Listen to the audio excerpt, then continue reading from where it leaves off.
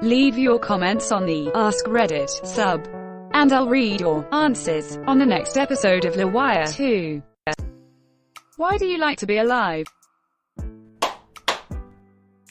There's some crap I still need to do, the list keeps growing, so it's kind of an ongoing thing. Edit. Holy smokes, this blew up. Thanks everyone for the awards and updates. I spent the first half of my adult life living on fast forward. I worked hard to get through college with almost no student debt. I worked 60+ hours when off from school and full-time with a full-time schedule. I grew up a have-not with uneducated parents and a single mom that broke her back so I could have opportunity. I put that on my shoulders and powered through. I studied business and finance. And now I own a business. The thing is, despite being proud of that time, I can hardly remember feeling happy. I can remember laughing with friends from college I swore at the time were my brothers. Or being in the trance-like state of being young and in love.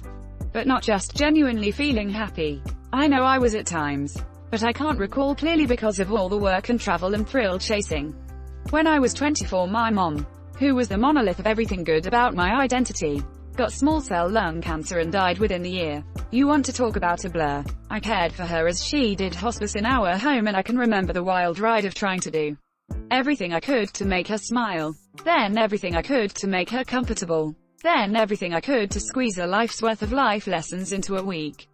To finally hoping with all my heart that she wasn't in pain as she laid there unable to respond to anything. If you want to talk about a hard stop to a breakneck life, then losing your beacon in the storm is it. At the end, I remember telling her I'd make her proud, that I'd do something with my education and make a name for myself. She said, I'll be proud of you either way. God, just typing that wrenches my gut now a decade later. One day I was pushing her on a wheelchair to this ice cream shop we had been to countless times in my childhood. It was less than a block away. She had me stop. I was confused. She told me she just wanted to close her eyes and feel the sun and listen to the robins. She told me that whenever the sunshine warmed my face that she'd be holding my face in her hands. When she finally let go, her funeral was the real shock to the system. Not because she was actually gone, but because of the sheer number of souls at the funeral that I had never met. My mom and dad adopted me in their 30s. I met countless people from before that time that my mom had touched. She helped so many people get through school, leave abusive partners, kick drug habits, raise their kids, and the list goes on. It was a real eye-opener. She never had much money in her whole life. She had a long career in medical billing at the end. She didn't win the rat race per se, but she resonated so beautifully with so many people. That's what being alive is freaking about, my friends. Being present for yourself, and for others. And resonating beyond today in ways that are important. I think about all of the mistakes I made as a young adult. Being brash and insensitive, being naive and loud with my opinions, crossing the line of consent and autonomy in many ways with a lot of people. Saying I didn't have time for the people I could see were struggling. Taking advantage of people and angling all the time to get ahead. Which growing up in poverty is sort of a byproduct of survival and hard to shake. And also just not being there. I mean like autopilot life despite all of the rich things in life are around me. If you read this far, just know this. I get up every morning and close my eyes and just listen. I take a minute and think about what a privilege it is to be able to take in even the mostly silent stimuli of an empty room. If my cat decides to sleep at my feet, I listen for her little kitty breath or watch her lungs fill up and rise and fall and think about whether she knows how much I love her. I have a cup of coffee and I really taste it. I think about the crazy process it goes through to even be a bean, much less be in a cup, warming my soul and opening my eyes. I have a busy schedule, no doubt, and I have a flood of stimuli barrages every day. But I spend so much time listening to the robins. I people watch like crazy. I take the time to match smile sent my way. I don't let someone I think is in pain pass by unnoticed. And I try to get know people's paths that lead to who they are. Now when they wrong me, because understanding that much about someone gives you peace even if it doesn't excuse what they do. I have a rule of taking 10. Take 10 seconds to calm down. Take in, consider, feel, etc. 10 seconds to ask a question. 10 seconds to Google something you're curious about. 10 seconds to see just how rich everything is in this crazy, beautiful existence. I can't stress enough how much better I feel every day. And I close my eyes in the sunshine for Mom every chance I get. Edit. I guess the point of this yarn is that I hope it doesn't take losing someone for you to pause and be present. Every year my company donates to a cancer fund in her name if you want to get involved. PM me for details. So many awards. It's so nice to see my mom's legacy touching everyone. Cancer sucks, but all of these stories are wonderful. Keep being kind. It's amazing to see everyone being so good to each other in the comments. Edit 2. Over $4,500 raised for my mom's donation in her name. That will almost double what we do. If you still would like to PM me for details. Edit 3. June now, and still more donations are coming in. I'm so glad that her memory can live on with contributions in her name. We actually are doing it monthly now, and we switched between St. Jude's and CCA. Thank you all. I'm so glad this meant so much to so many. Edit 4. This has been a living, breathing thread, and you all are awesome. August now, and over $6,000 raised by internet strangers. Amazing. She told me that whenever the sunshine warmed my face that she'd be holding my face in her hands. Me reading that line. Beautiful. Thank you for this. This resonated a lot with me, man. I'm 24 and working 60+ hour weeks constantly at a job that pays well but is unfulfilling.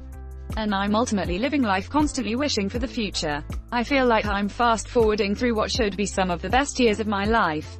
I just ignored a call from my mom last night because I was drunk and tired from this week. That you've put some things into perspective. Thank you for sharing. There's a lot of places I still want to go, books I want to read, movies I want to see, even if I don't get to experience it all before I die. I like the anticipation of it all.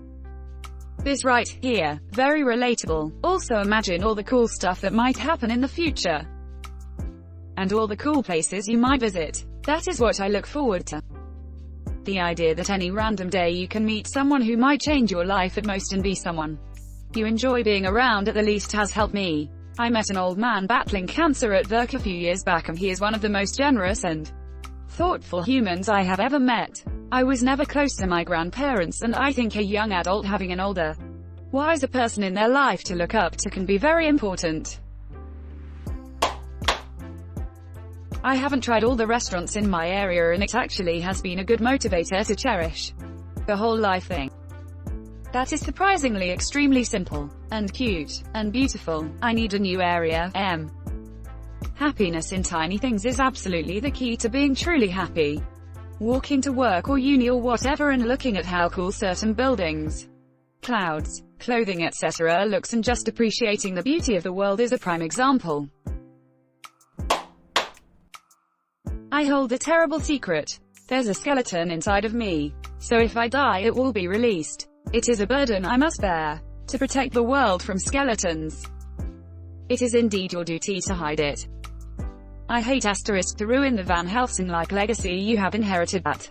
Ugh, you could just be cremated.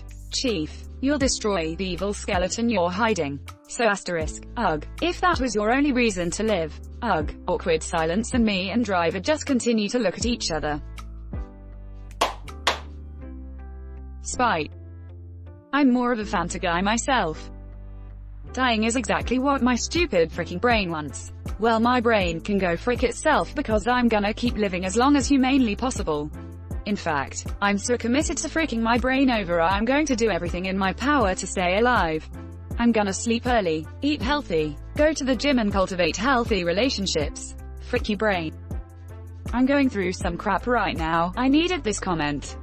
Thank you. Freaking hell, that made me happier than reading the positive comments. It just feels so much more relatable. I will not do it with a smile. I will not go the extra mile. I will not seize upon the day. I will not find the words to say. I will not rise up brave and free. I will not make a better me. I will not take the time to grow. I will not be inspiring. No, I will not stand up strong and proud. I will not live life loud. I'll do it like I always do. With scorn and spite, and frick you too. You are the reason I like being alive.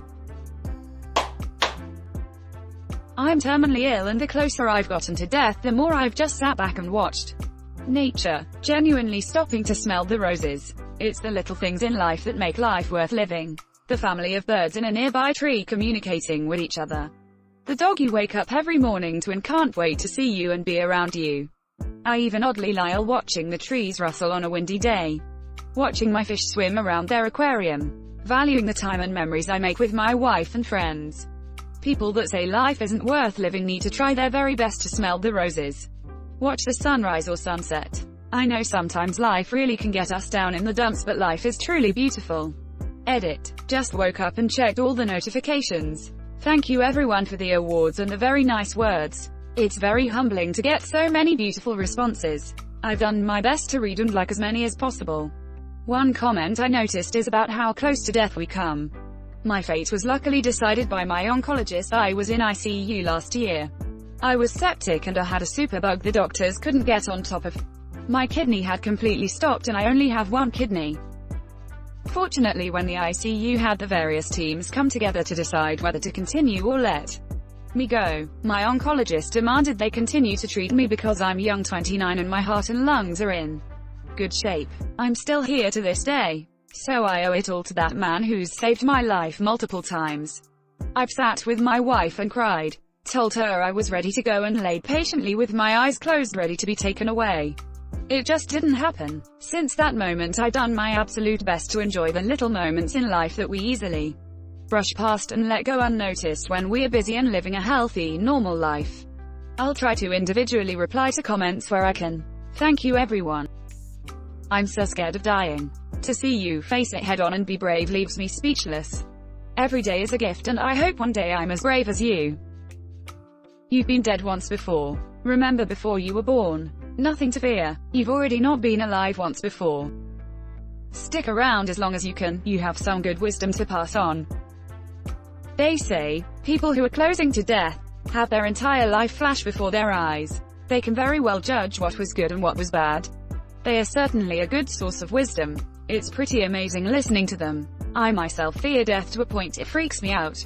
And it's surprising how people say they will miss things like trees, soil, animals and family. Just the same things we take for granted. We must realize and learn from what they've got to say and act on it.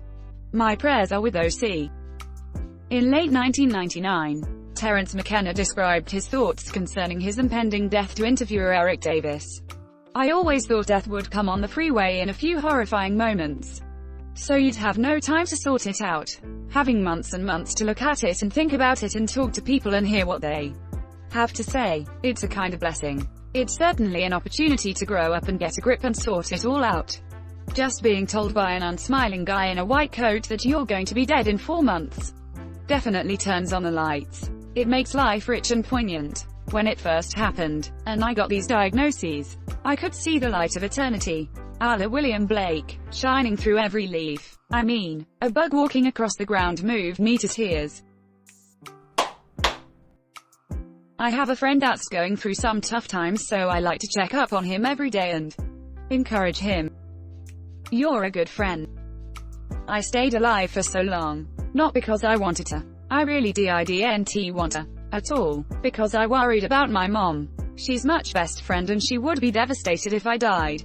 And for my half siblings, because they were living in an unhealthy environment and I wanted to be there in case they ever needed me. Thankfully, I now want to be alive to travel, start a family and spend all the money I don't have on things I like.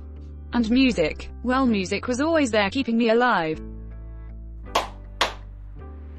Occasional serotonin. It hits me every once in a while. Also garlic bread. Serotonin caused by garlic bread. He's cracked it. I like having connection with other humans. It is the only thing that feels worth it to me. But it's also the thing I don't like about being alive. Literally every stress I have is brought upon by other people, but a life without people is not something I want. Who the frick gives a not stonks award to a comment? Who even came up with a majority of these awards, honestly? Like, what are the fierce and yes queen ones? Who thought that was a good idea? Reddit staff capitalizing on established and recognizable memes to encourage users to spend money that pays their wages, server costs and other expenses. Rich Redditors. Very rich Redditors. Crazy rich Redditors. What the frick is a not stonks? This is a weird place. This is why I freaking love Reddit. Haha, you thought you were gonna get an award for commenting. Someone's got to feed my Tamagotchi. I keep hoping something worth living for will happen to me. Maybe it's up to you to make it happen. If you keep waiting for something to change, chances are slim it will. You can start small. Everyone's first steps are small in a way.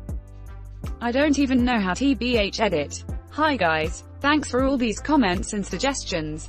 I really appreciate it. As for my situation, I am not really depressed or anything. I just have a hard time motivating myself sometimes. I am a 20YO university student. I study Japanology. I go to school with my bike. 54 kilometers total. As for my hobbies, I like to draw and game. I honestly think 13-year-old me would be hella impressed with what I can do now. So I don't really know what kind of wild kid dream I could come true. I also failed my language courses last year and had to redo them.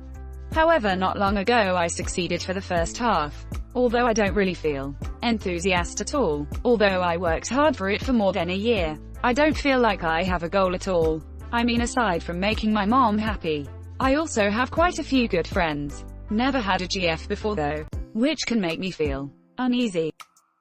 You'd be surprised what it could be. Going gym, learning a new hobby, going back to an old hobby, or even if it's messaging an old friend for a coffee or something. I've been back and forth from depression the last few years, but I'm refusing to give up on my slice of happiness. Yeah, for me it's usually a domino effect. Several times through my 20s I'd get super lazy and stop doing all the things that make me feel good. For me to be generally happy, I get it mostly from exercise. So this time last year I got back to the gym a few days a week. Then I started running a few miles a week. Then I picked up a second job for the summer to get myself out of debt. Then I finally got my own place without a need for roommates. Then I started training BJJ again. A year ago I was in my mom's basement playing video games in every moment of free time I had.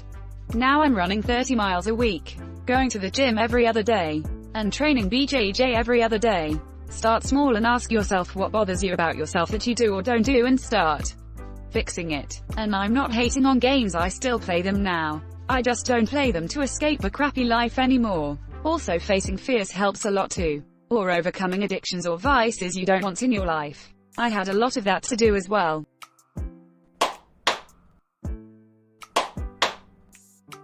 It's not necessarily that I like to be alive now, but the nature of life as a constant ebb and flow of thrills and disappointments implies a coming wave of joy sooner or later. Thinking face.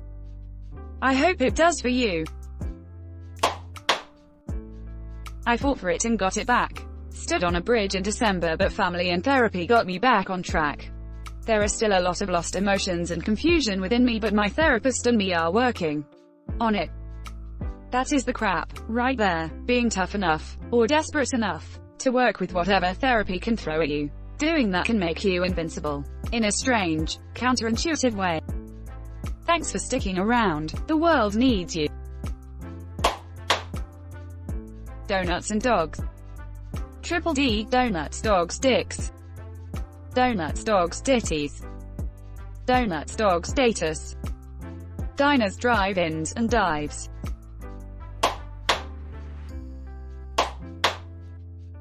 Thanks for watching LWIAR 2. The best of all time r/AskReddit submissions and comments. If you like this video, check out the original LWIAR channel. And don't forget to like and subscribe.